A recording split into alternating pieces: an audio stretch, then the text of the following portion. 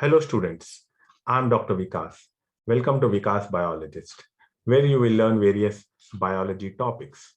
In this video, I'm going to discuss about GATB 2021 examination. Hope you have seen my previous video where I have provided complete information on GATB 2021. The link is provided in the description box. In case if you have missed to watch it, please watch it and do subscribe the channel. In continuation to that video, I'm going to discuss today about the GATB 2021 exam pattern and syllabus that will be helpful for your exam preparation. In addition, I will let you know a very important information about the stipend that is surely very helpful for you.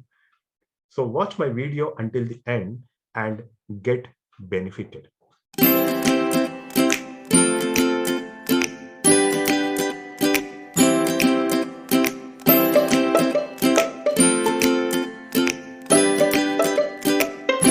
Before I begin, let me know you the dates and timings of the GATB 2021 exam.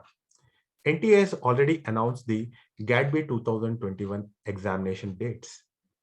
The exam will be held on 14th of August 2021, which is of 3 hours duration starting from 9 a.m. to 12 p.m.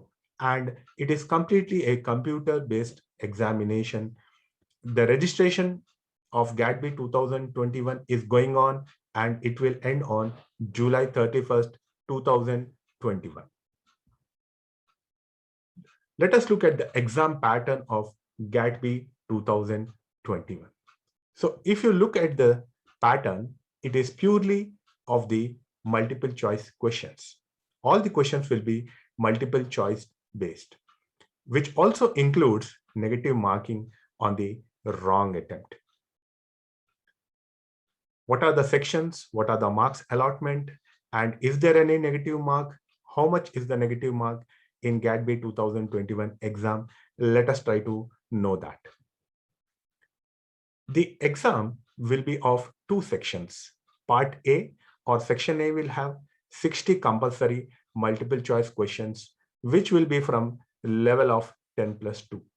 In this section, you will come across physics, chemistry, mathematics, and biology related questions. For this, each correct answer, you will get 1 mark. On the other hand, if you are attempting wrong, then you will lose 0.5 marks from the 1 mark. So a total of half mark is deducted if you are making a wrong attempt, and if you are making a right attempt, you are going to gain 1 mark. Section B will have multiple choice questions of bachelor's or graduate level. So there will be questions from basic biology, life sciences, biotechnology, and allied areas. There will be a total of 100 questions, out of which candidates have to attempt only 60 questions. Here, the marking will be 3 marks for the correct answer and 1 mark negative for the wrong attempt. And remember, the unanswered or unattempted questions will be given 0 marks. So you don't lose anything if you are not attempting a question. So keep in mind that the marks weightage is different in section A and section B, as well as negative marking is also different for section A and section B. So here is the scheme of the exam. You can see in the section A, you have 60 and you have to attempt all 60 questions for which you will get 60 marks. And part B, you will have 100 questions where you have to attempt 60 and each carries 3 marks. So total is for 180. The whole part A and part B is going to give you 240 marks. What is the syllabus for GATB 2021 exam? So as already mentioned, section A, you will have the syllabus from the 10+2, which will be physics, chemistry, mathematics, and biology. Part B, which has the BSc syllabus of life sciences, is provided by the NTA. Here you can see there are mainly 15 units where you are going to get the questions. If you look at the syllabus, it begins with the biomolecules. The biochemistry topics are there in the beginning. You can see the structure and functions of biomolecules, biological membranes, structure, action potential, and transport process. Enzymes, basic concepts and designs of metabolism of carbohydrate, lipids, amino acids, and nucleic acids, photosynthesis, respiration, and electron transport chain, along with bioenergetics. So this all covers the biochemistry aspect. Next, you have the viruses, their structure and classification, microbial classification and diversity, methods in microbiology, microbial growth and nutrition, aerobic and anaerobic respiration, nitrogen fixation, microbial diseases, and host pathogen interaction. So this includes most of the microbiology aspects. The next is about the prokaryotic and eukaryotic cell structure, cell cycle, cell growth control, cell-cell communication, cell signaling, and signal transduction. Here you are going to come across cell biology aspects. Then you have molecular biology, which includes molecular structure of genes and chromosomes, mutations and mutagenesis, nucleic acid replication, transcription, translation, and their regulatory mechanism in prokaryotes as well as eukaryotes. So you have to study regarding prokaryotes as well as the eukaryotic transcription, translation, and replication. Mendelian inheritance, gene interactions, complementation, linkage, and genetics of plasmid transformation, transduction, conjugation, as well as horizontal gene transfer and transposable elements, RNA interference, DNA damage repair, chromosomal variation, molecular basis of genetic diseases are included under this unit. Next, you have the biotechnics, which includes the microscopy, light, electron fluorescent, and confocal, whereas you also have the centrifugation, high speed, and ultra. Similarly, principles of spectroscopy, UV, visible, CD, IR, FTIR, Raman, MS, NMR, and also principles of chromatography, ion exchange, gel filtration, hydrophobic interactions, affinity, GC, HPLC, FPLC, electrophoresis, and microarray. So most of your biotechnics are covered in this particular unit. Next part is about immunology, which includes innate humoral and cell-mediated immunity, antigen-antibody structure and function, molecular basis of antibody diversity, synthesis of antibody and secretion, antigen-antibody interactions, complement, primary and secondary lymphoid organs, the B and the T cells, and the macrophages. Also, you have the major histocompatibility complex, followed by antigen processing and presentation, polyclonal and monoclonal antibody, regulation of immune response, immune tolerance, hypersensitivity, autoimmunity, graft versus host reaction. All this will be covered in your unit of immunology. Next unit deals with bioinformatics, the resources and search tools, sequence and structure databases, sequence analysis, data mining and analytical tools for genomic and proteomic studies, molecular dynamics and simulation. All this is covered in this unit of bioinformatics. Next, you have the restriction and modification enzymes.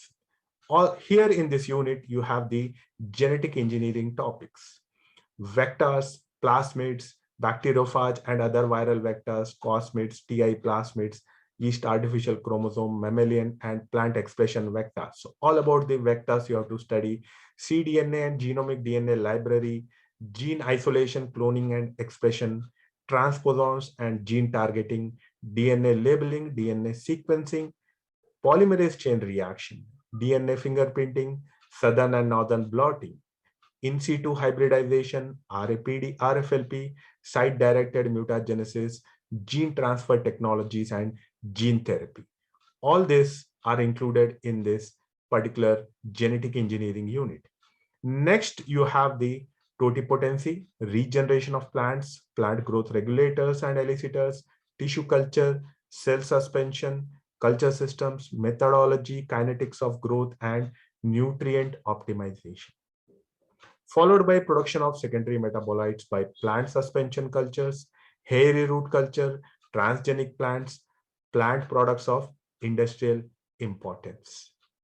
This unit is followed by a major unit of animal cell culture, in which you have the media composition and growth conditions, animal cell and tissue preservation, anchorage and non-anchorage dependent cell cultures, kinetics of cell growth, micro and macro carrier cultures, hybridoma technology, stem cell technology, animal cloning, and transgenic animals.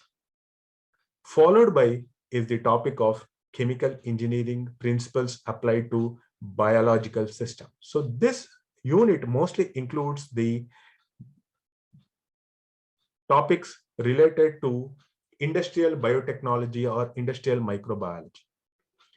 Here you have the principles of reactor design, ideal and non-ideal, multi-phase bioreactors, mass and heat transfer, rheology of fermentation fluids, aeration and agitation, media formulation, kinetics of microbial growth, substrate utilization, and product formation, sterilization of the air and media, batch, fed batch, and continuous process, various types of microbial and enzyme reactors, instrumentation control and optimization, unit operation in solid liquid separation and liquid extraction, process scale up economics and feasibility analysis.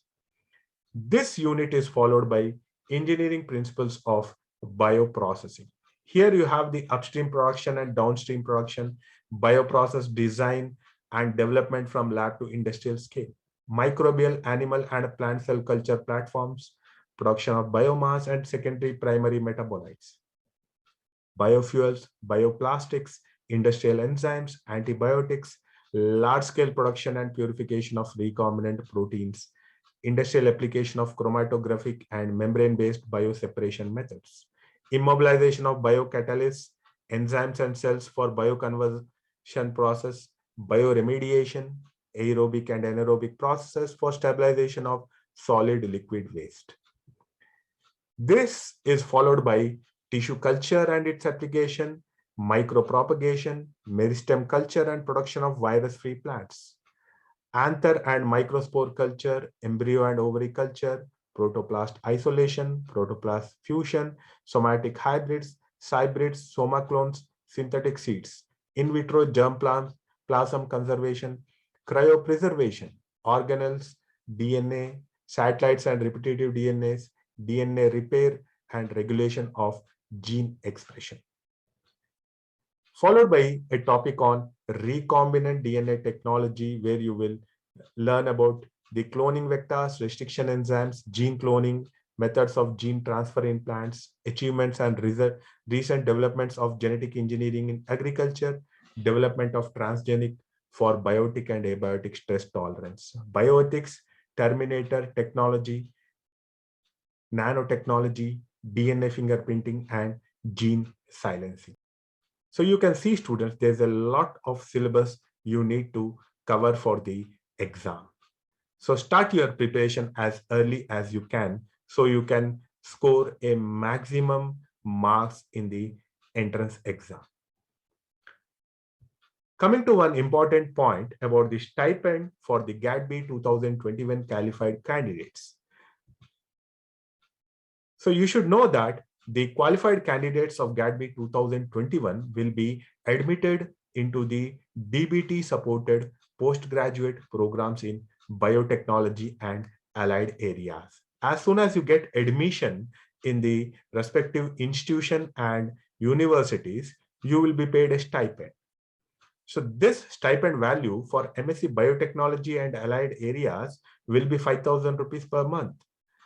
For MSc Agriculture Biotechnology students, it will be 7,500 per month. For MTech Biotechnology and allied areas and MVSC programs, it will be 12,000 rupees per month. This stipend will be disbursed through the participating institutions and universities after due verification, and you get a confirmed seat. So what are you waiting for? All you have to do is register yourself and attempt the examination with confidence. All the best for your GATB 2021 entrance exam preparation. For more updates, do subscribe, like, share, and comment. Looking forward to meet you again. Thanks for watching the video. Do subscribe, like, and share. Have a nice day.